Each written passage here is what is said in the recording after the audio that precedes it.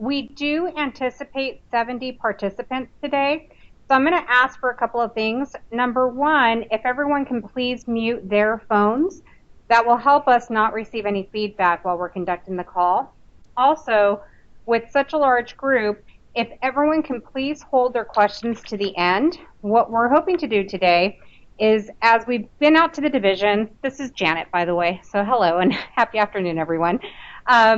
We're going to be turning it over to Amy, and as we've been out to the divisions to train, a couple of questions have come up on how to manage within the new system.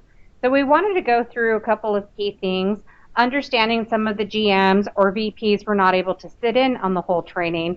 How do you find key information quickly in the system that pertains to your communities or home buyers, community status? So Amy Hill is going to be taking us through that today. We are going to be going through various different themes and screens. So as we go through, you are going to be more familiar with the system. Again, if there's questions that need to be asked, if those can be held to the end. In addition, we are going to be transferring over all of our key reports and then some. Our current system in Salesforce does have over 3,000 reports. So not all reports are being transferred over. We did look at how often they've been used, when was the last time they were used, but if there is a report that's specific to you that you use once a year, it might not be in the new system. And if that's the case and it's an urgent report, we will be able to add that in. But just want to set that expectation for go live that everything that's there today will not be there in the new system. And part of that is to really clean up our database. Again, there's a lot of reports that have not been utilized that we don't see the point of transferring them over if they're not still efficient reports that are being utilized by the division.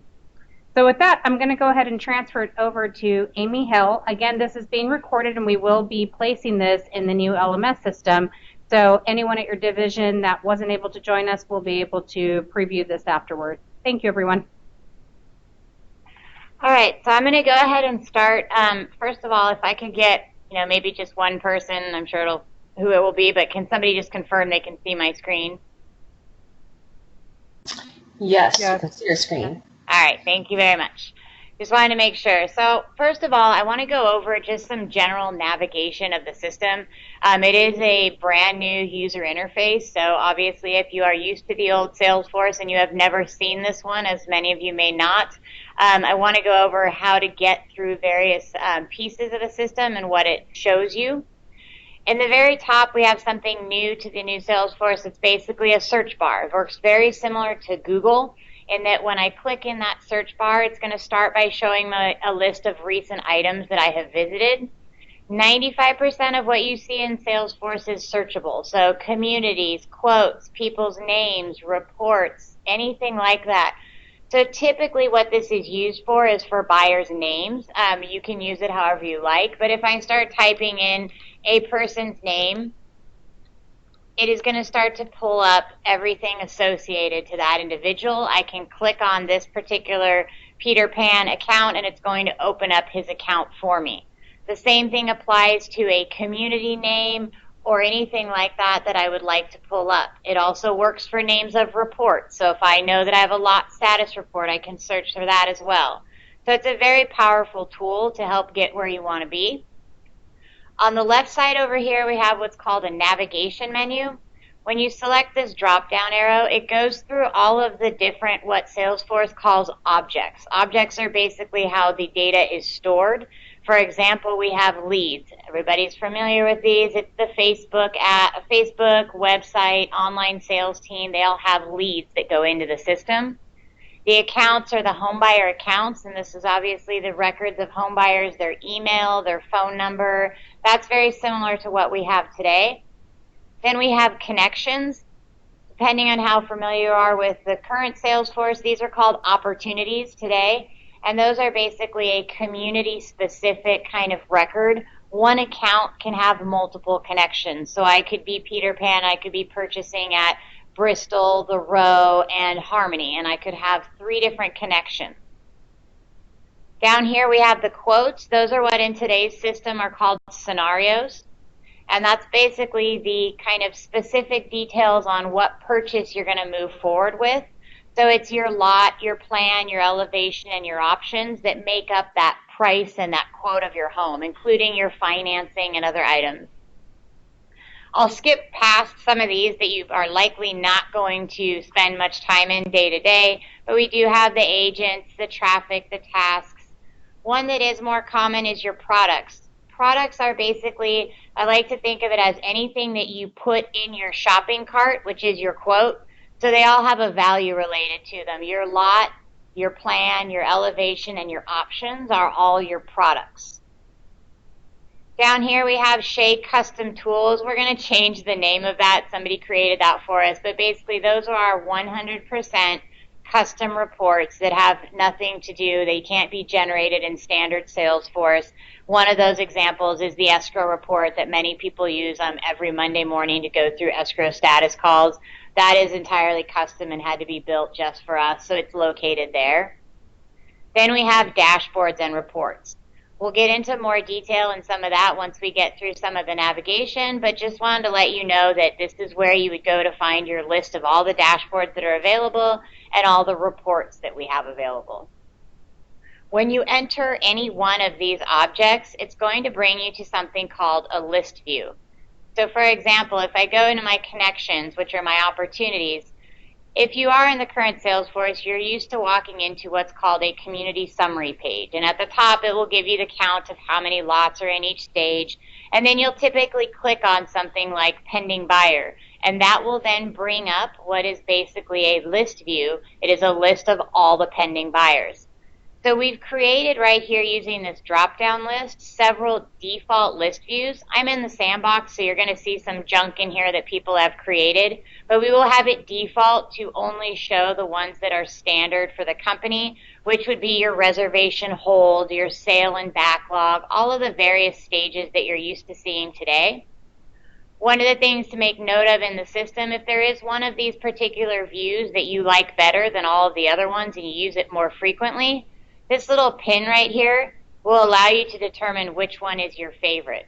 So for example, if I like, and it does default to recently viewed, if I like reservation and hold status, if I click this pin, that's now my favorite one. So every time that I go into my connections, it's going to open up this in particular. You do not have to set that. It is completely optional and is user specific. The other thing to keep in mind in Salesforce is up here in the top right-hand side, you have a favorites button, which is very similar to a wish list. When I click on that star, it's going to make this added to my favorite. I can do that in any screen that I'm in Salesforce. So if there's a report I like, if there's a quote that I'm working on all the time, if I have a favorite home buyer, I can click that star. When I look on my list, it's now going to give me all of my favorite items. This can become very useful, especially if you do a lot with just certain reports and you want to make those your favorites so you don't have to go find them. You can also use it, as I said, for a quote, a list view, even a folder of your favorite report. You can edit your list very easily. You can delete things off of it.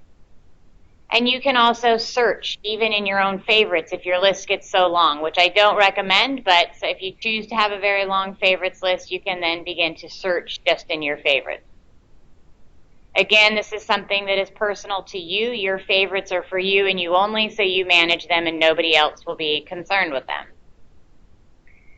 The one thing I want to get focused on are these list views, because when it comes to managing in Salesforce, you have basically three different ways of looking at information. You have list views, you have reports, and you have dashboards.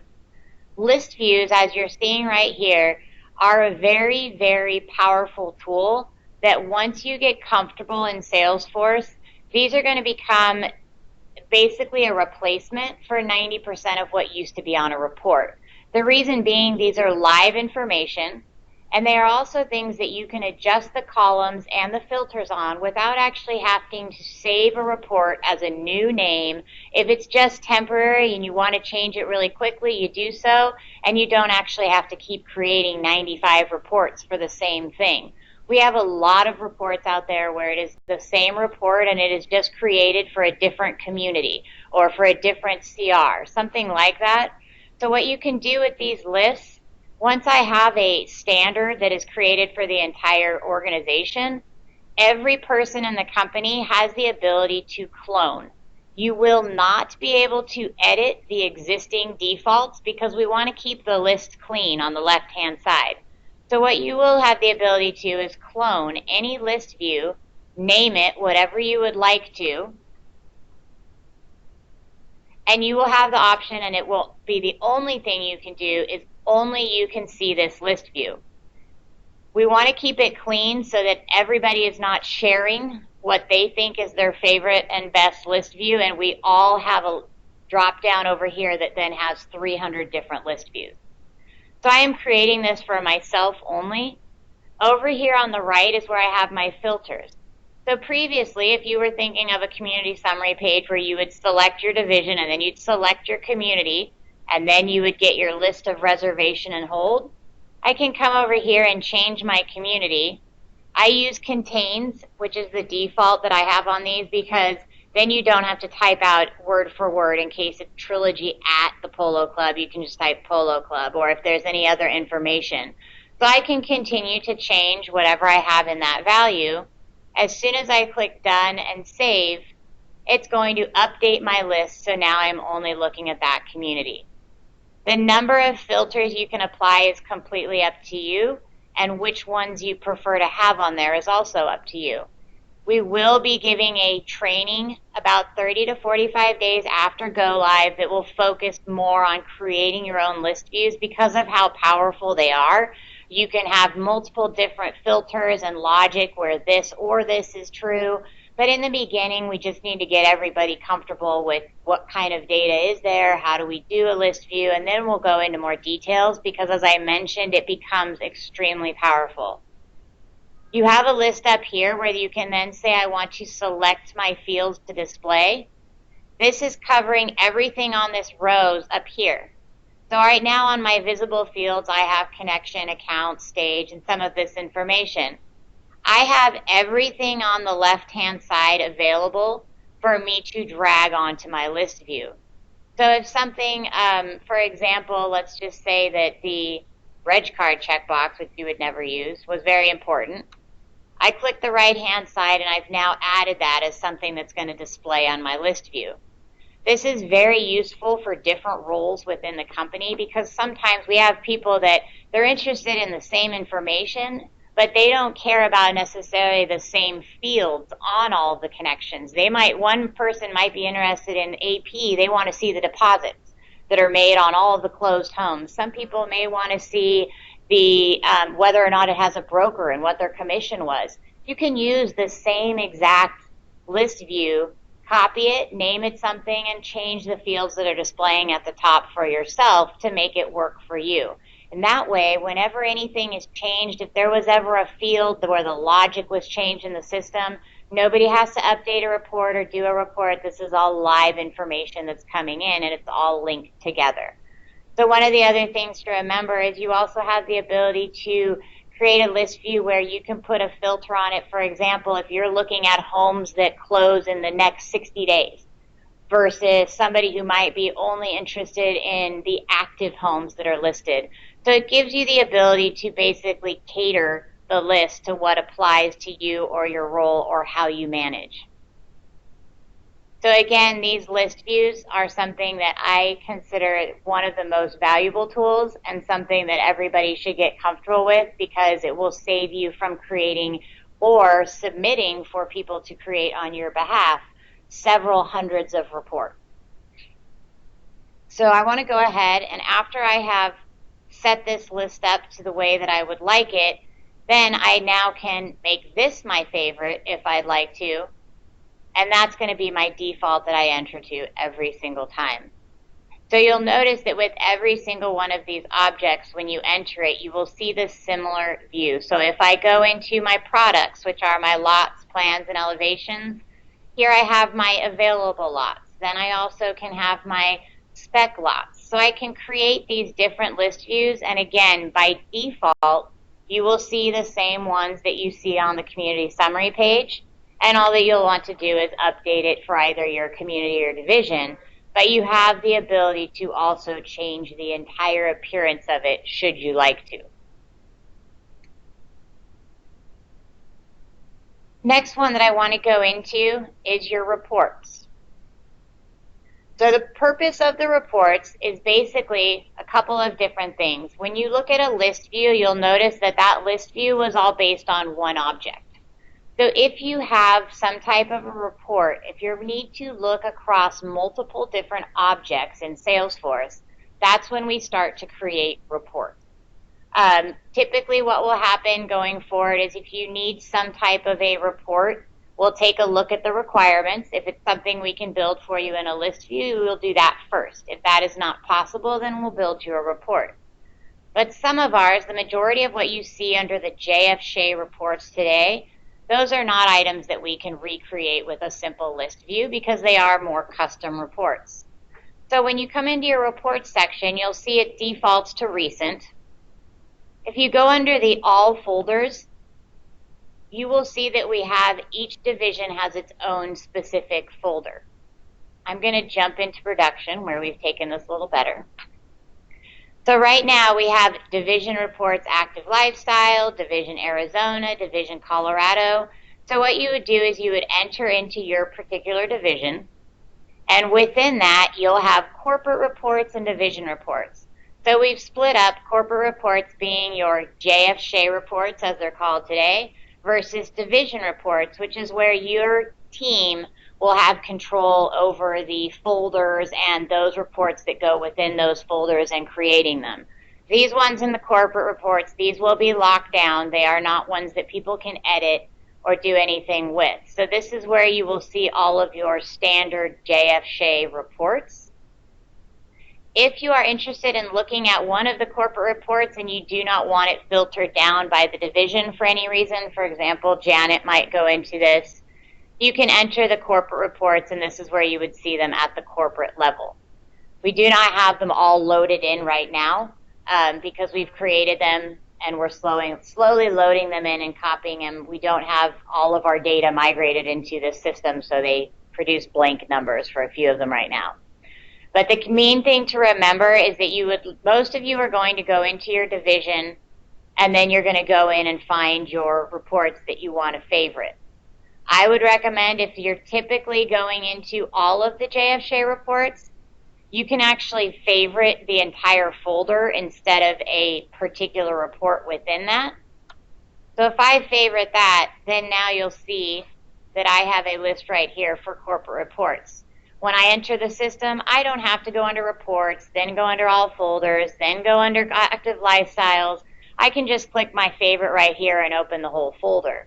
If you're somebody that only uses, for some reason, the appraiser worksheet, or if that's something you use very frequently, you can also simply favorite that report, and it will add it up to your favorites so you can very easily revisit it. One of the reports that we have in the system that I want to call out, because a lot of people are used to the numbers that are listed at the top of the community summary that kind of gives you an idea of how many homes are available, how many are sold, that type of information. So we have what's called a lot status report. You have one of these within each division that shows just your division. Mine is set up for testing purposes to have the entire company. But it does work a little bit better for management in terms of you can see all of the communities listed with their counts on one page as opposed to going community by community. So if I was in that active lifestyles folder, I would only see active lifestyles. If I was in Colorado, I would only see my Colorado communities. If I did want to see all of them, I could go into the corporate folder and I would see this report right here. So again, if this is something where you're constantly looking at lot counts and things like that, again, I would add it to your favorites so that it's something you don't have to constantly go and find. Or again, as I mentioned before, if it is a report and you know the name of it, you can simply start to type the name of it in the top, and it will show you net sales report, sales manager leader, so you can find the report you're looking for. The last type of management tool that Salesforce offers is called dashboards. We do have some of them in our system today, but they've been one-off and various people have created them. We haven't done anything as a company to assist. So what we did for the start for Go Live, which we intend on expanding on these as people get comfortable in the system, we created 2 dashboards that basically cover the information that was given by the interdivisional sales and marketing team as some of the key items that we want to have metrics on and have them easily displayed.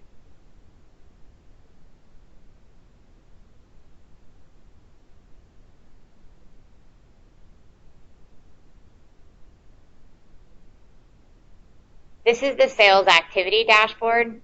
So you'll see a lot of familiar numbers on here. We have the return traffic ratio, conversion rate, sales approved, total cans, broker rate. All of this information is available.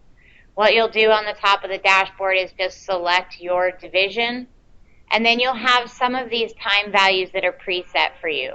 We've tried to do the best we can at kind of setting some standards as to last month, last 30 days, this week.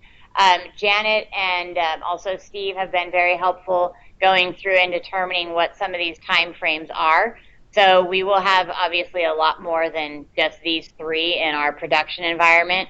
But if there are certain date ranges that you need to view, there are instructions on how to edit it and change those actual date ranges yourself. I won't show it on here because sometimes it's more of worse to show it than it is to just follow the instructions when the time comes, and it can be more confusing. So again, these dashboards, if they're ones that you like to use a lot, you can save it up here with your favorites.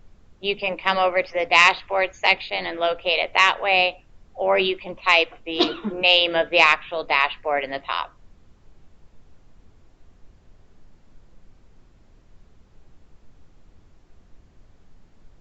Other than that, as far as terms of showing you where to get around the system, the kind of reports, dashboards versus list views, that's the key to kind of the managing section of it. Obviously, I'm sure there's some individuals on the call based on how many we have on that are looking for a lot more than just, how do I get to my reports and manage things. We have other training videos that are available on the Shea LMS system. So if anybody is looking for, I need to know how to build a quote, or I need to know how to do Design Studio options, those types of videos, and for those of you on the call that might have people asking about it, we do have our LMS system up and running. So if you have individuals that are asking you for more information, please direct them to this site. If they do not have access, then we can get them that. It is a Shea single sign-on. Access was provided to every individual that was on any of the meeting invites for any of the trainings, as well as just a lot of individuals that have requested it as we go along. Because sales and marketing is kind of the guinea pigs for this new system, we don't have every single person in the company was not automatically given access, so we tried to provide the best list we could to the IT team to get the single sign-on for them. If we miss people, obviously we will get them added on. But you'll see on here that anything with this cloud, these are videos of certain steps within, so how to create a quote, how to generate a COR, how to do customer registration. Over here with this lovely book, we have the guide. So this is one of the documents.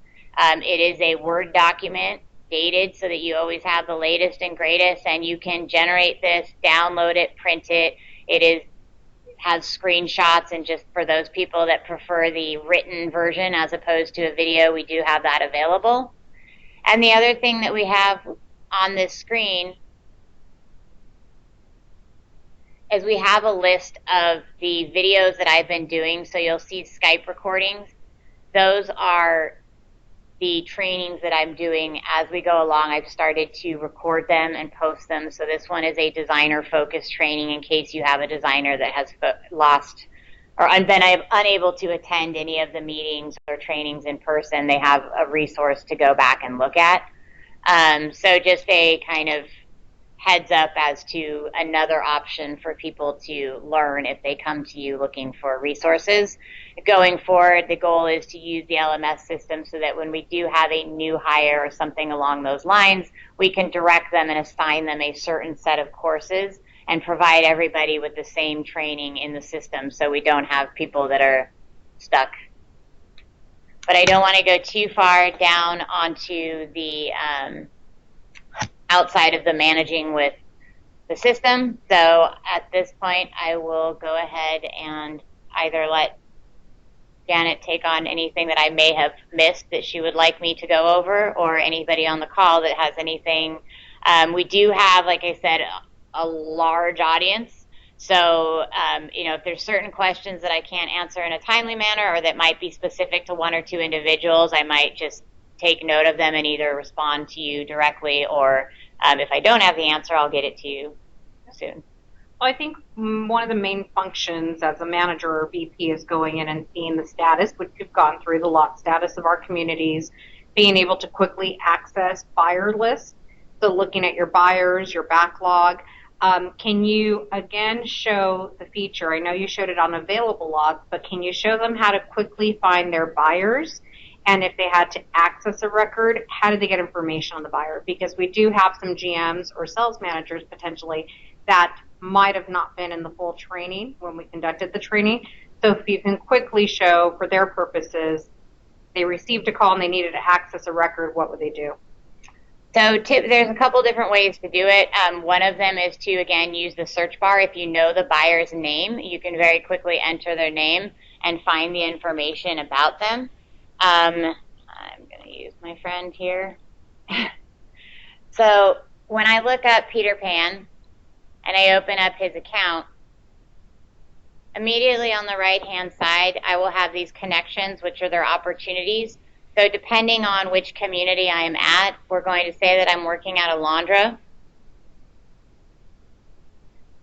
The way the system works is it automatically loads in a cascading view, which means that instead of having to consistently go back and forth and try to find information, it will open everything that I'm looking at about Peter Pan right here underneath his name. So if I go into the opportunity and I'm interested in who the co-buyers were, anything that is not pertaining to the specific deal but might be with the community level, I go under the details and I have a list of co-buyers, broker information, and other details. If I'm looking for something that pertains to exactly the quote that they're working on or the scenario, I click on that quote, and this is going to open up all of the details about that particular deal. So I have the total, the lot, the plan. As you scroll down, you will see more and more details about this particular deal as far as the dates, the construction and design dates, the pricing, the closing details. If they had solar, delayed close of escrow, all of that would be here as well. One of the general navigation things to keep in mind, these are all sections. If you do not like a certain section to be open, you click on the caret and it will close, so that can clean up some of your pages and you can expand it when needed. On the right-hand side here, these are called related lists. This is everything that pertains to this particular quote. So these are all the deposits that pertain to that particular quote, the quote incentives that were given. This would show the financing if it was Shea Mortgage or outside lender, if they had contingencies, if they had a referral, any of the general addenda. All of the information is located basically on the same page.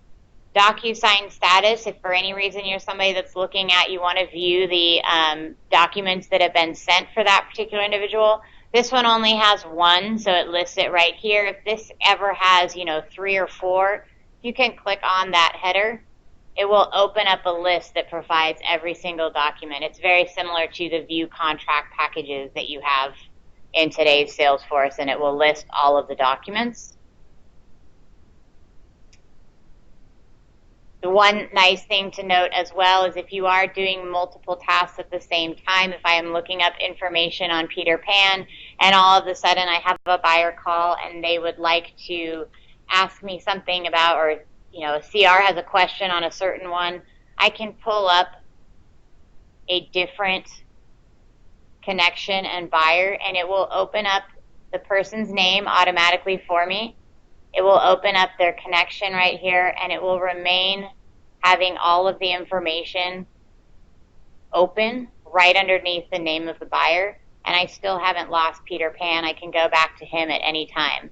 So rather than having to come up here, right-click, and duplicate your window multiple times, which people have done, and it gets very confusing, you have the ability to leave multiple tabs open and close them at any time that you'd like. One of the features you showed us was to look at our lot activity to be able to see how many homes we have available, sold, closed. If I'm a sales manager and I need to easily access my availability and look at a specific home's detail, so our old home detail sheet, how do I access the home detail sheet? So depending on if the home has been sold or not, if the home has been sold, then obviously this is the quote, and we have the home detail sheet right here on as a quick action button. We did move the trade COR to a button as well. It used to be that you would click on the home detail sheet and there was multiple tabs along the top. The construction coordinators stated that they use this report quite frequently and asked if we could just make it easier for them. So we have a button here for the trade COR, and then we have another button here for the home detail sheet. When you click on that, it just generates a PDF that is identical to the one we have today, other than we did remove the image of the home because sometimes the images were incorrect or they were not the best images, and we have much better in our marketing collateral, so we removed the image. If it was a lot, for example, that had not yet been sold to a buyer, that's when you're going to go into your products because, again, products relates to lots, plans, elevations, and options. So I have right here a list. These are, again, some of the default views. Mine goes into available lots. So if I wanted to see this particular lot right here, I can open it up. And this, I probably did a terrible example. Let me try to find another one. I need one that has some actual options on it.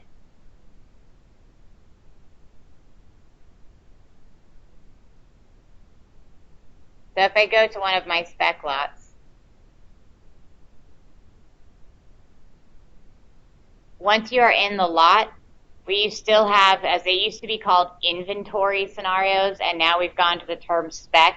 It basically means spec, inventory, designer, depending on your division and community. In other words, it is a home without a buyer that you have put some type of options on. So you click on that quote number, and it opens up a very familiar screen. It looks just like the regular quote, only this is a spec quote or inventory quote. And you'll see your spec home detail sheet instead of your home detail sheet. And that's the same information. And then if for some reason you did need to add additional options, generate an IOR, the screens and the page layouts are designed to be very similar as you move throughout the system, so they don't look different and you have to figure out where new features are. So this is going to look very similar to a regular quote, but it is an inventory quote, and now you're working with inventory options and spec home detail sheets as opposed to a home detail sheet and a COR, what you would generate. Great.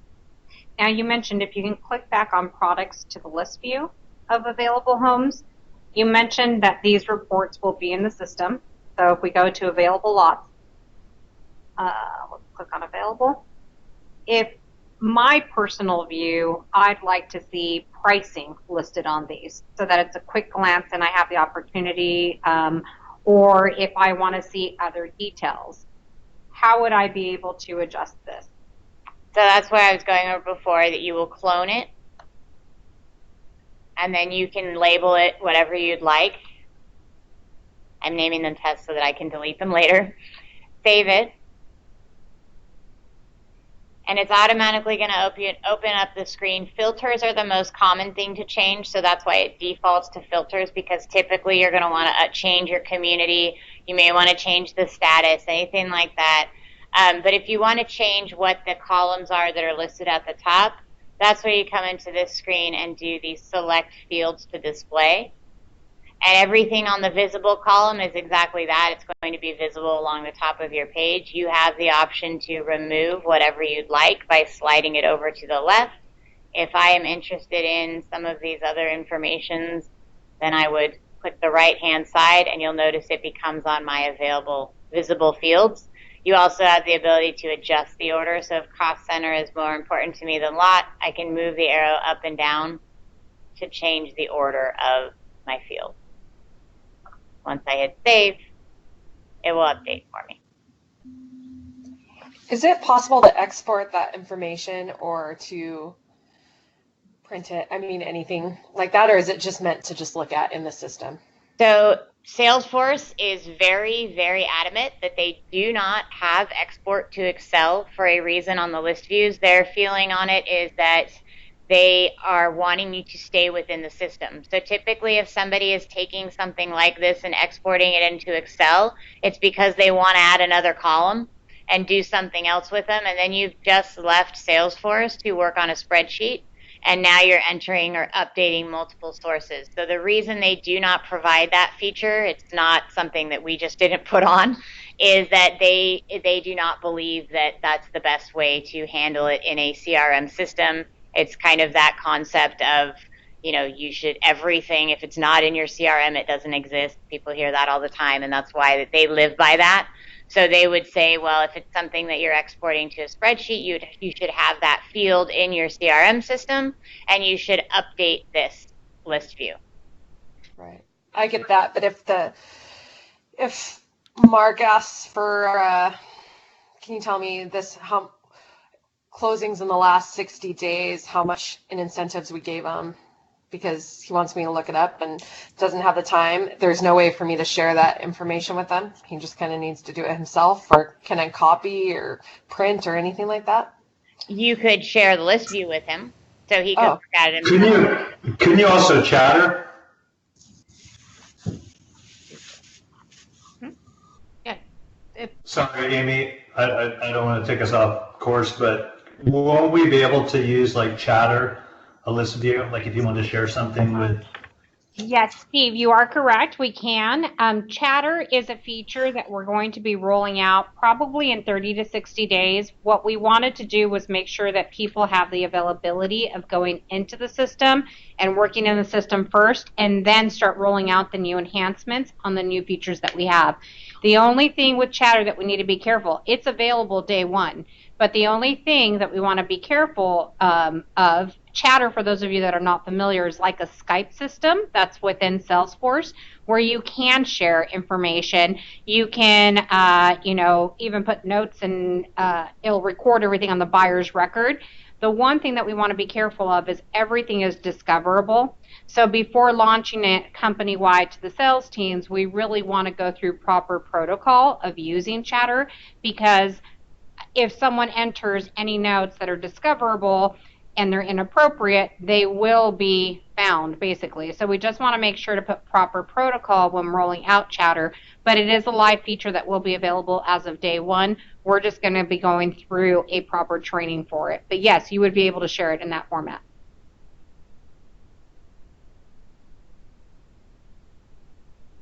And I think this should work in the current Salesforce, but how, excuse me, how it works in the old Salesforce, as long as you have a login, the link to this list view, you can just email it to someone and they should be able to open it. So the link that's up in the browser window top. Great, thank you. Will it matter if their view rights are different than the person that set it up? Everybody has the same view rights for the list views.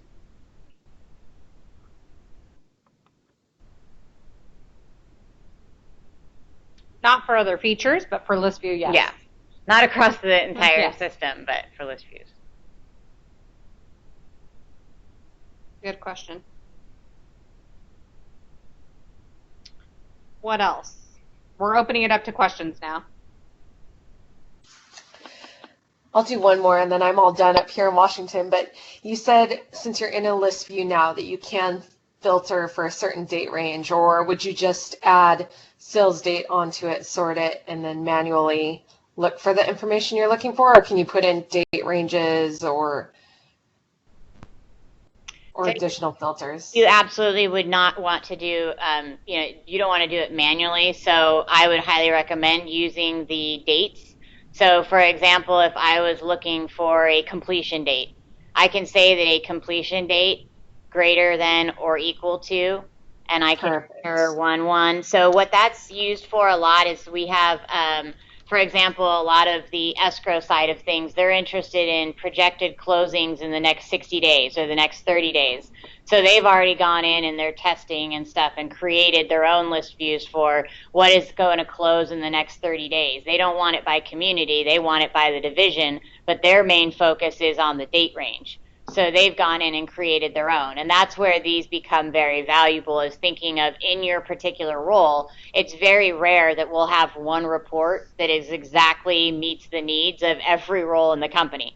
And that's why we end up with so many duplications, is that people will create a report and then they'll copy it and add one additional column so that it works for them. And now we've got two of almost the same exact thing. So this is definitely where you would want to say, completion date greater than or equal to. And once you add that, then you can add another filter that says, completion date less than or equal to, and that would qualify for your date range. That's great. Thanks. And again, any of the JF Shea reports that were in the old Salesforce will be in the system. So you will have your inventory reports, you'll have your escrow status. You are going to have those details in the system, in this new system. Those are going to be transferred over.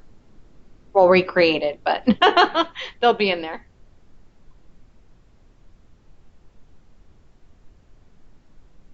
What other questions?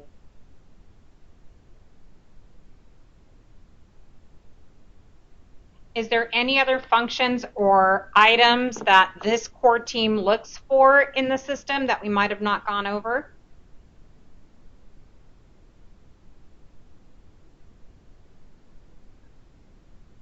No? Okay. Well, then we're going to go ahead and wrap up the call. One key thing, while I do have all of you on the call, is I did send out an email to the VPs yesterday just asking for direct people that are going to be on call when we go live, pretty much the division power users. So they're going to be giving us those power users' names. One thing I do want to reiterate as a reminder is on